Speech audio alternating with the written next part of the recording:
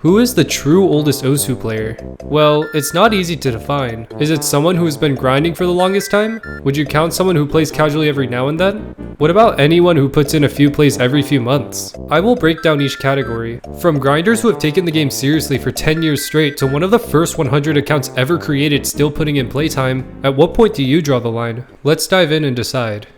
For players who have grinded for the longest time, they are typically either top players or score grinders. The most known top players who have been on the grind are Rafis and Umbre, both legends in their respective skill sets. Rafis, the former rank 1 and pioneer of the DT aim meta, has never taken a break from Osu since 2013. He almost has always had over 1,000 play count every month he has played. With that, he had a stint early on with over 5,000 play count every month for over a year. That's the kind of dedication you need to stay in the top 100 for over a decade. For Umbre, the human metronome that has the highest accuracy on many hidden Hard Rock leaderboards, has put up over 3,000 play count in almost all months for nearly a decade straight, as well as having over 5,000 hours of playtime. For that amount, he is definitely a candidate for the title of hardest working Osu player. But the hardest grind I could find from a top player is probably Korean Maluko, a former top 100 player who plays in high tier tournaments. He has been grinding for as long as the guys mentioned before, except he plays even more. Most of his 11-year tenure has been over 4,000 play count, as well as a good chunk over 6,000. If you've done 4,000 play count before, imagine doing that for an 11-year period. He is the definition of passion for the game. So the main thing that you should get from this is that the longest streaks of people seriously grind the game date back to 2013 to 2014. So what if we looked at older players who play seriously sometimes? Well, earlier names pop up.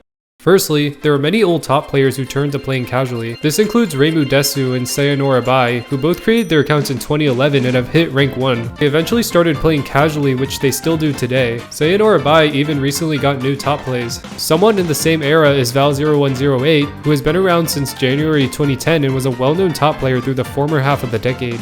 He was also a popular mapper who created classic maps like Raizoko, Atama no Taiso, and most famously, Scarlet Rose.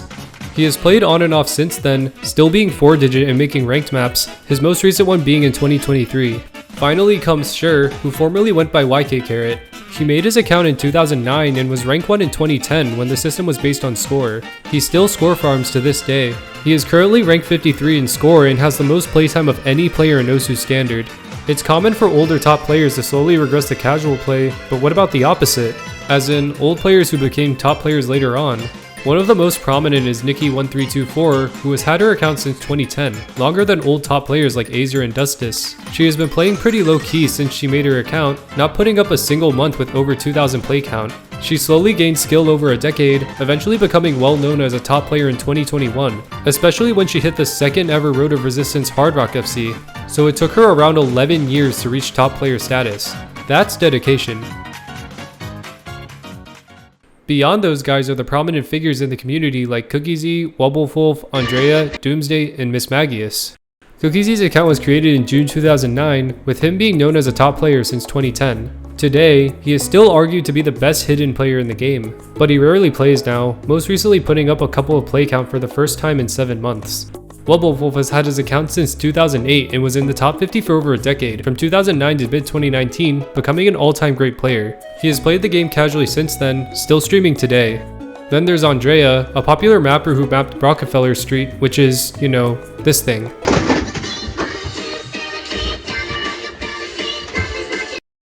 He also has the most ranked beat maps in the game, nearing 400. He was rank 1 in score for a period of time. Among many other achievements he lists on his profile, he still score farms, being ranked 24th on the leaderboard. He also still actively maps. Doomsday and Miss Magius actually started the game within 3 hours of each other in July 2008, and both are big in their respective sections of the community. Doomsday is a former rank 1 who has done so much stuff I don't even know where to start. His impacts in solo play, tournaments, and even the music side of things are so massive it's deserving of its own hour-long player documentary. His most recent achievement was becoming a featured artist back in June 2024, which is just another thing to add to his decorated career in the community.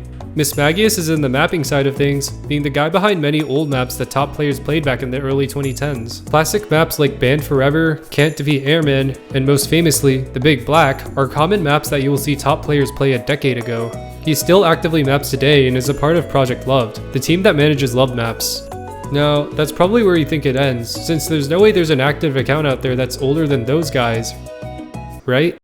Well, there's actually one more. He's still active to this day in the community and has an older account than all of them. He's someone you may know about, but you probably didn't realize his account is that old. His name is Sonic, a South Korean mapper and former beatmap nominator who created his account back in June 2008, a month before Doomsday and Miss Magius. He's well known in the mapping community, having made multiple mapping tutorials and has nominated over 500 maps. His most popular maps include the One Punch Man opening and Rave to Rave. He also has guest difficulties on classics like Orange, Best Friends, and Ghost Rule. He still maps today, his most recent being a diff on the recent Padaru back in December 2024. Though his account wasn't touched until February 2009, his account is still the oldest one that is active in the community. Another good mention is HeinX, who also made his account in June 2008. He is more of a catch player than a standard one, as he's 3-digit in catch and has won multiple catch tournaments. However, he still plays standard quite a bit, clocking over 1,000 hours. It's hard to pinpoint his true peak rank, but he's been at least rank 1k according to Osu track and was likely 3-digit sometime in the early 2010s, as well as participating in the first few OWCs. He was 4-digit as far back as August 2022, meaning until then, he was the oldest account to have been in the top 10k. He still plays nowadays, but he seemingly does his own thing and doesn't interact much with the community.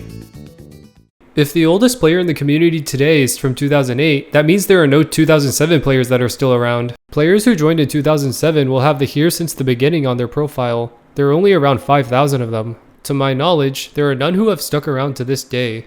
The most recent player to have been around since the beginning is DJ Pop, a legendary mapper who made his account in October 2007. He made maps actively from 2007 to 2010, being the face of old maps. Eventually he simmered down and made maps on and off, his most recent one being in 2019. His most recent activity was a guest diff in 2020, which I assume was because of the pandemic. But he hasn't touched the game since 2019 and has seemingly seized all Osu activity. He is the latest player from 2007 to have been active in the community, so that makes no one left from 2007. Well, there's Peppy, but who else is out there? That's where the final category comes in. What if we considered players who simply touch the game today? As in, they don't have to have been active in the community, nor do they have to have grinded the game at some point. Just anyone who still puts in a couple of plays every now and then. Even with this leeway, it's hard to find anyone, as most of those 5,000 from the beginning don't exist anymore, since inactive accounts used to be deleted. And even when you do find one, they typically only have a few dozen plays and have been gone for over a decade. It's pretty rare to find even one of these profiles who were last online in the 2020s. However, there still are a few who occasionally play the game today, being the few that were around for the start of the game. Let's talk about them.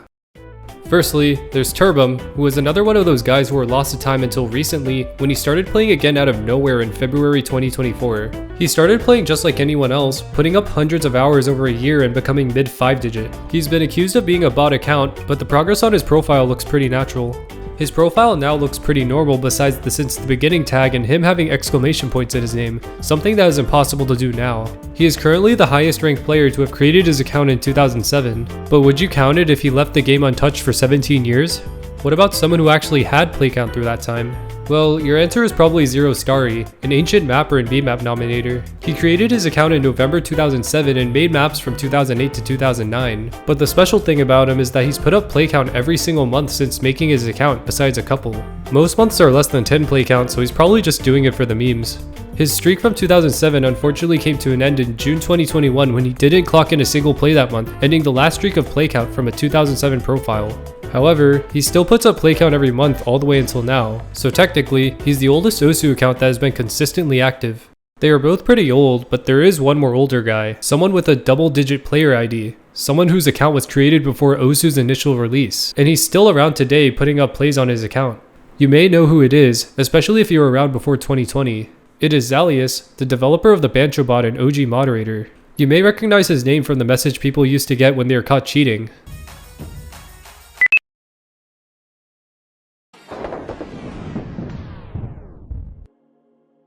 He's still on the moderation team today, but it seems like he's taken a backseat. But the part that matters is that he has a profile ID of 55, meaning he was the 55th account to ever be registered on Osu.